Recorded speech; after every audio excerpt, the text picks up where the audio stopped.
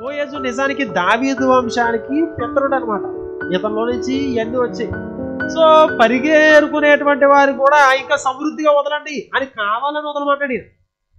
ఒక పరదేశికి వీళ్ళందరికీ కూడా వదలమని చెప్తాను. చెప్పడానికి, ఆమెతో మాట్లాడడానికి, పరిగినేరుకునేటువంటి రూతుతో మాట్లాడడానికి ఈయన తన పని వదిలిపెట్టి పక్కకు వచ్చాడు.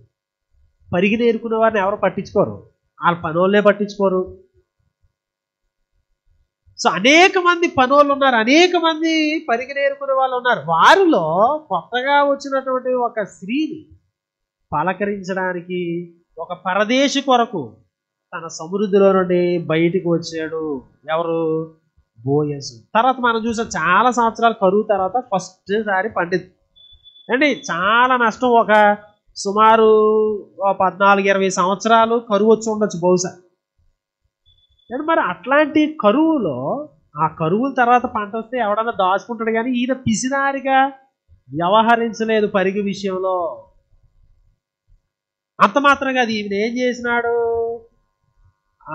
తన పొలానికి మళ్ళీ రామ్మని ఇన్వైట్ చేయడమే కాకుండా భోజనం వాళ్ళ దగ్గర కూడా ఆమెను ఇన్వైట్ చేసినాడు అనేటువంటి విషయాన్ని గమనించాలి.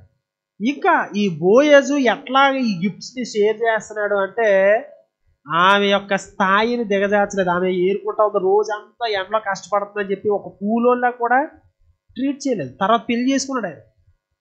సో ఆమె వివాహానికి అనర్హులు కాదు అని చూపించాడు. అంటే బోయజు దేవుడి యొక్క హృదయాన్ని చూపిస్తున్నాడు. పరిగె అనేది ఏంటంటే, పరిగెను వదులుట అనేది యజమాని దేవుడి యొక్క హృదయాన్ని చూపించేటువంటి అవకాశం.